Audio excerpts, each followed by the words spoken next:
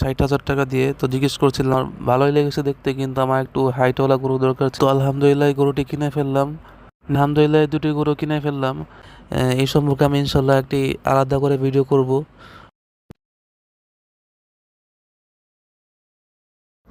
আসসালামু আলাইকুম, আশা করি সবাই ভালো আছেন, সুস্থ আছেন। তো ঈদের 4 দিন পরে আজকে গিয়েছিলাম হজরতপুর হাটে গরু কেনার উদ্দেশ্যে। আর যেহেতু কোরবানিরও বেশি সময় বাকি নেই, তাই চেষ্টা করছি ঈদের পরবর্তী সময় হাটের মধ্যেই গরু কেনার। আর হাটে ঢোকার এই রাস্তাটা আমার কাছে খুবই ভালো লাগে, কারণ হাতের বাম দিকে নদী। আর এই রাস্তা দিয়ে সবসময় গরু আসা যাওয়া করে।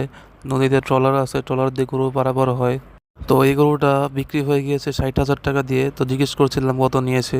আর ঈদের পরবর্তী হাট হওয়ায় হাটে তেমন কাস্টমারও ছিল না। হাটে যেমন কাস্টমারের পরিমাণ কম ছিল, ঠিক তেমনিভাবে গরু খুবই কম ছিল, কারণ ঈদের পরবর্তী বাজার অনেকেই ব্যস্ত ছিল বিভিন্ন কাজে।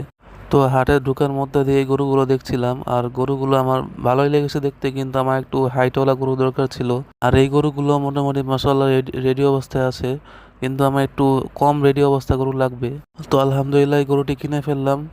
নেপালি গির জাতের ষাঁড় গরু, এবং এটি 2 দাঁতের গরু, সেহেতু দাম একটু বেশি লেগেছে আমার কাছে। তারপর আলহামদুলিল্লাহ ভালোই, গরুটি সুন্দর, কিন্তু গরুটা একটু শুকনা।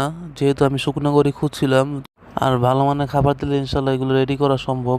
তো আলহামদুলিল্লাহ এই দুটি গরু কিনে ফেললাম। আর হাটের এই গরমের মধ্যে আর একটু গ্যাদারিং ছিল ওই সাইডে, সেহেতু আর ভিডিও করা হয় নাই। তো আল্লাহর রহমতে গরুগুলো হয়ে গিয়েছে। এগুলো ওই যে গরুর মতোই, একটু কাছাকাছি জাতের গরুই। তো হাটে অনেক ভালো ভালো জাতের ষাঁড় গরু আছে, কিন্তু এগুলো যদি আমরা সামনের বছরের জন্য পালন করে থাকি, তাহলে এগুলো আরও ভালো ফিডব্যাক দিবে আমার মনে হচ্ছে।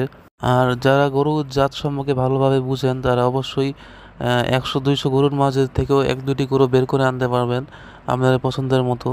তো ট্রাকের মধ্যে গরুগুলো তুললাম, এবং গরুগুলো খামারে যাচ্ছে। তো আপনারা সবাই দোয়া করবেন যেন গরুগুলো সুস্থ থাকে, সুন্দর থাকে। কিন্তু ভিডিও শেষ মুহূর্তে একটি দুঃখের ঘটনাও ঘটে গিয়েছে, তো অবশ্যই শেয়ার করব। আর নতুন কেনা গরু খামারে নিয়ে যাওয়ার আনন্দই অন্যরকম।